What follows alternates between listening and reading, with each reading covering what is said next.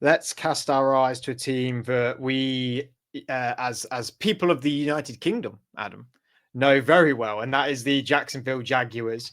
They brought in Patrick McCarry from the Baltimore Ravens, the guard/center. Diami Brown they brought in. Jordan Lewis, the corner. Emmanuel Ogba, though getting up in age, they did bring him in. They did lose Evan Engram, Andre Cisco, Luke Farrell. They also just traded today. Did they trade today Luke Fortner, the center, for a D tackle from New Orleans? I'm very sure they did that today. I don't know. I haven't seen that. I'm going to find that out in a moment. I'm very sure because I interviewed Luke Fortner 2 or 3 years ago at a camp that they were doing for kids and for also UK players as well. And he was fantastic, actually. He was really, really good. A ginormous human being. In fact, I think he might have been the first person I've ever interviewed, like player-wise, in person. It might be. I might be wrong with that because I feel like it was within that time when we also did Devin Lloyd and Josh Hines Allen. But Fortner may have came first, come to think of it. But anyway, I digress. Obviously, we said a moment ago within the Texans talking, but they traded Christian Kirk away.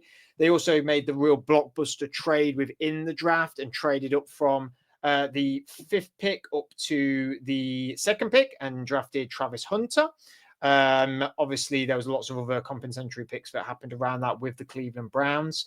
Everything else was just sort of draft trades, but they went up to go and get Travis Hunter, the DB/wide receiver from Colorado, obviously the Heisman Trophy winner as well.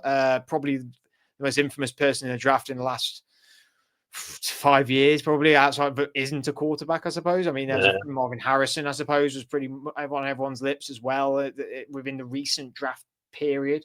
Caleb Ransor, the safety out of Tulane, took in the 3rd round. Wyatt Milam, the offensive lineman out of West Virginia. No other names I really overly recognize. They did take 2, 4, 6, 8, 9 players as well. A team that we're going to be seeing 2 times this year in London, right? Yeah. Yeah? Yeah, they're playing the Rams. No, Rams at Wembley and the Broncos? Or maybe they're not twice. No, it's only once. Broncos, Jets, and Vikings. I can't remember who the Vikings are playing. Vikings are playing Steelers in Dublin. No, the Vikings come over here, aren't they? Yeah. Browns. Vikings are playing Browns. Yeah, so just the once against the Rams at Wembley. The once. Oh, bless them. They're usually here all the time. They love it over here, the Jacksonville Jaguars. And we love having them over here as well. Do we? Do we not, UK fans? I don't know anymore. I'm just saying. It would be nice to have a little bit more difference every year. Just saying. It's probably not going to please the NFL UK people and with our maybe credentials coming up. But, we got to have a change up every now and then, but I do understand why the Jags, why the Jags do come over here. But Travis Hunter, I mean, he's the guy that everyone is talking about, Adam. And obviously, there's been a big conversation about is he the top DB? Is he going to be the top wide receiver? Obviously, you got Brian Thomas on the other side. Probably, I don't know who their second cornerback is, but he's probably their number 1 cornerback. I mean, what can we expect from the Jags this season?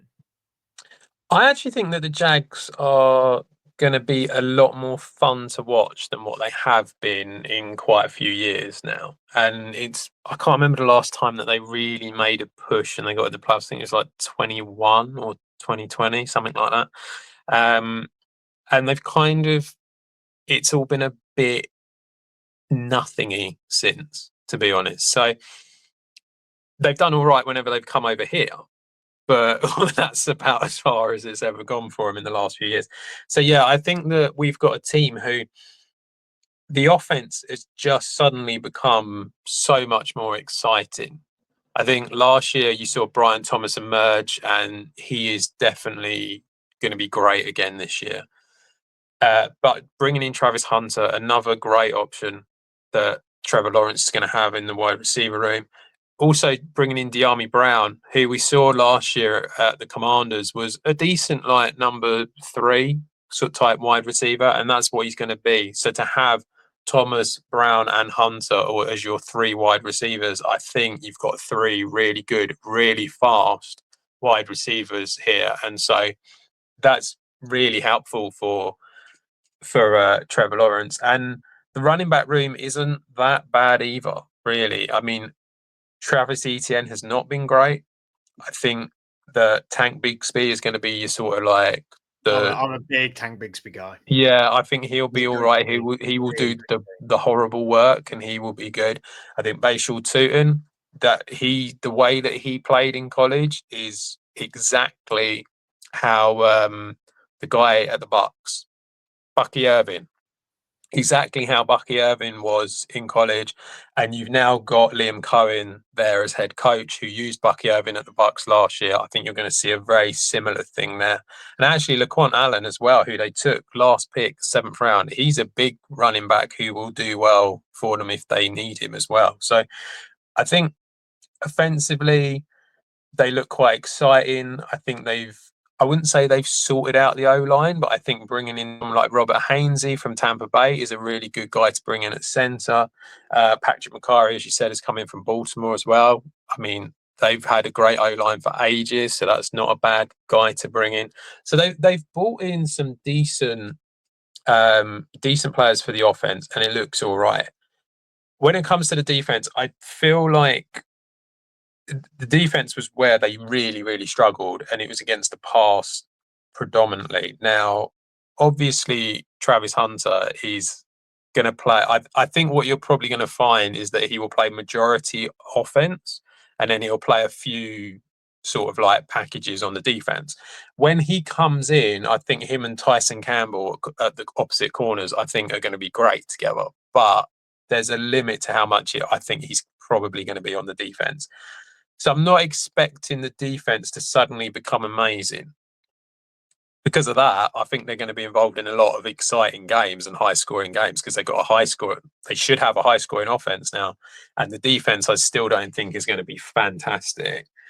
Obviously, they went 4-13 last year. You've got to expect them to do much better with that offense this year. I don't think they are a playoff team, but I do think that they're going to be close.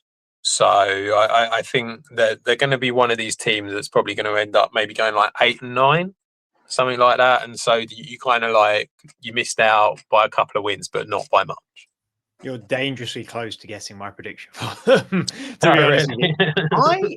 I have to admit, doing my research earlier, quite positive on the Jags.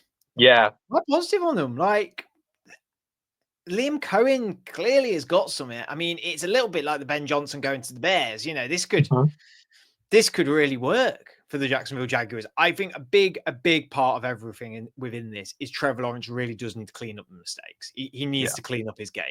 He needs to take that little step. I think he's definitely stepped from rookie to pro, but there is still the ironing out process. And we've spoken about this in multiple deep dive episodes now, but it can take time at the quarterback position. And he was the next Andrew Luck coming out of college. You know, people are saying there's no, you know, he's that talented when he was coming out of Clemson, and he's not nowhere near hit Andrew Luck's level, but he's a good quarterback and he's a serviceable quarterback. And as I always say, serviceable quarterbacks can get you to the Super Bowl and can win you a Super Bowl. Now, I'm not saying the Jacksonville Jaguars are that. I don't think that at all. But I think their offense is very intriguing. And like you said, they might be in a lot of big games. I think on the defense, the names are there. It's just not clicking. I think that Trayvon Walker is not really talked about enough and is a pretty good edge rusher, but it's just not at the level of the number one pick. That's for sure. But I think he's definitely the problem with him is he's always going to be compared to Aiden Hutchinson because they came out the same year. Of course, and he's not Aiden Hutchinson, but he's going to be a very good edge rusher for a long time. And Josh Hines Allen on the other side complements him really well. And it's you know what I compare it to? A little bit like the Alex Highsmith thing in the Steelers. He's not a top end edge. He's not a top 10 edge in the league, but he is very, very good still. He's very good and not talked about, and it has the pleasure of being next to a top edge rusher on the other side and gets forgotten about. And I think some players, they're like, well, great, that's fine for me because I know I'm really good and I can disrupt an offense. And I mean, that's what Trayvon Walker, I think that's sort of what his role is now. Big on Devin Lloyd, big on Foyesade Aloa as well. Like you said, I think Tyson Campbell, I really rate. They brought in Jordan Lewis as well, who's a bit of a vet corner. He's been around the blocks a little bit. Is Travis going to be on that side a bit? I don't know. I'm very cautious about these people who are meant to come in and change a franchise but don't play the quarterback position. I think it's a very nervy and unrealistic game to play if they don't play edge rusher, left tackle, or quarterback. I'm sorry. Like, I think they can be then a game changer when everything else comes together. I think there's very good corners in the league, but I think corners definitely, they are helped by then that defensive front. So hopefully the pressure that Walker and Hines Allen can put is going to feed, the likes of Tyson Campbell, Travis Hunter, Jordan Lewis. And like I said, I don't overbelieve anything that's coming out of the camps, whether he's going to be on offense more or defense more. I think it's going to be very much, I think it might be a week by week thing. I honestly think it might just be a game plan by game plan thing for each team.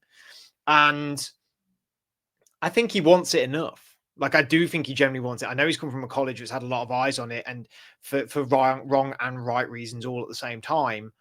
And one could accuse Travis Hunter of being a bit of a player in the spotlight of a social media darling team. But this guy can play. This guy is a very, very good player and clearly wants to play football to the highest level. And yeah. I think he could do that. The Jag, he's going to be given the banner for the Jags, isn't he? Because he's the new shiny toy. But really, the bannerman is Trevor Lawrence. The guy is Trevor Lawrence. So there is that as well. And, I don't think he's necessarily the default leader. It's a bit of a Jalen Ramsey vibe, you know what I mean? Not the default leader on the defense, but also a huge, huge component of how the defense works. I'm not comparing them as corners either. I'm not saying they're like anything like that. I'm just saying in terms of when I look at the names on the sheets of paper. Yeah, I think it would be. I think the good thing for him is that he won't be perceived as that by the team. I think the media will try and perceive him as that, but if he just sort of, blanks that out, I don't think Liam Coen will either. I don't think. No, I don't think the opponent will, because as you say, it is Trevor Lawrence, and actually, when it comes to the defense, I think it probably will be Josh Hines Allen. I think he will be perceived as the leader of the defense. So I think it's that thing where it's almost like I don't think that he will have that pressure put on him by the team. I just think the media are going to, do what they always do, which is get all excited about the fact of the new shiny toy going in there.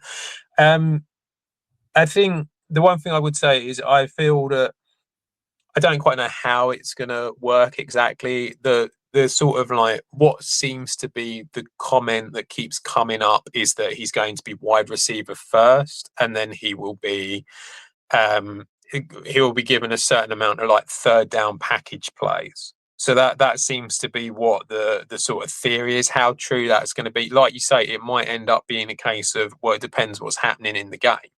So, if they're miles ahead, then obviously or miles behind, you probably don't really need him out there to play on both sides of the ball. It probably will become like whichever one it is. So it is a little bit difficult to know exactly how much he's going to do, but I think personally, I would have thought he will probably wide receiver first. When you actually look at the team and how the team is structured, it does kind of feel a little bit like that's the case. And you look at a couple of these, like you say, they do have Tyson Campbell, they do have Jordan Lewis. The other side of it, you've got Brian Thomas. And as great as De'Ami Brown was for the Commanders, there is a limit to what you're going to get. So I do feel like they're going to want to have him more wide receiver than corner. But yeah, I think I don't think much is going to happen this year when it comes to sort of like playoffs and after the season. But I think that there's a big step can be made this year for the Jaguars. Well, we'll end on what is one of the most terrifying things ever heard, and it's more scary than horror films, and it makes my spine absolutely tingle, which is Duval. It gives me like the shivers. I don't know why. You honestly love it.